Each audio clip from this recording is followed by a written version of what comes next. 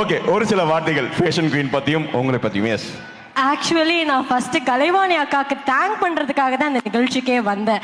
Because அவங்க இந்த ஒரு நிகழ்ச்சி ஈவெண்ட் நடத்துறதுக்கு எவ்வளோ ஹார்ட் ஒர்க் பண்ணியிருக்காங்கன்னு எனக்கு லாஸ்ட் ஈவெண்ட் நடத்துனதுலேருந்தே ஒரு சில விஷயங்கள் தெரியும். ஸோ இப்போ அக்காவோட எனக்கும் உண்டான ரிலேஷன்ஷிப் லாஸ்ட் ஒரு 6 month தான்.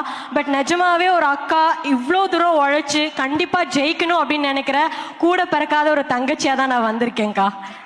Thank you so much.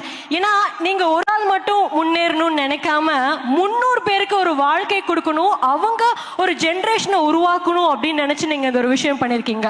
நான் அக்கா கிட்ட பேசும்போது ஒரு விஷயம் சொன்னாங்க, உங்களுக்கு தெரியாது யுவராணி, நிறைய பெண்கள் வந்து அவங்க வீட்டில் ஒரு விஷயம் பண்ணணும்னா 1008 கேள்வி கேட்குறாங்க. அந்த தடையெல்லாம் மீறி இவங்க வாழ்க்கையில் ஏதாவது ஒன்று சாதிக்கணும்னு சொல்லிட்டு என்கிட்ட வந்திருக்காங்கல்ல, அவங்களுக்கு நான் ஏதாச்சும் பண்ணணும்ல, அதுதான் இந்த ஒரு ஃபேஷன் குயின்ஸ்ன்னு சொன்னாங்க. இது இன்னும் சிறப்பா மென்மேலும் ஃபென்டாஸ்டிக்கா பண்ணும். இந்த ஷோ நான் நினைச்சு பார்த்ததை விட வேற லெவல் பிரம்மாண்டமா பண்ணிருக்கீங்க. ரொம்ப சந்தோஷம்.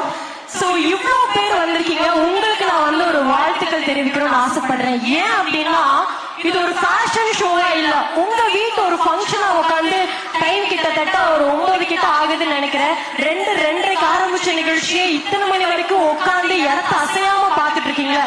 ப்ளீஸ் கை தட்டுக்கோங்க. டிஜே ப்ளீஸ், ஆடியன்ஸ் இல்லைன்னா நம்ம இல்ல. புரியாது சொல்லுக்குள்ள அடங்காது நீங்க ஆக்சுவலி இப்போதான் சரசரன்னு சரவெடி மாதிரி ஆர்ஜே விக்னேஷ் அண்ணா பேசிட்டு போனாரு. இதுக்கப்புறம் நான் என்ன பேசினாலும் எடுப்படாதுன்னு எனக்கு நல்லாவே தெரியும். ஆனா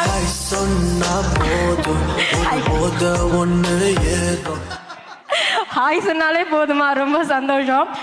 எவ்வளவு படபடன்னு வெடிச்சிட்டாங்க. அதுவும் சுமதி மேம்லாம் என்ன நான் சொல்ல வந்த எல்லா விஷயமும்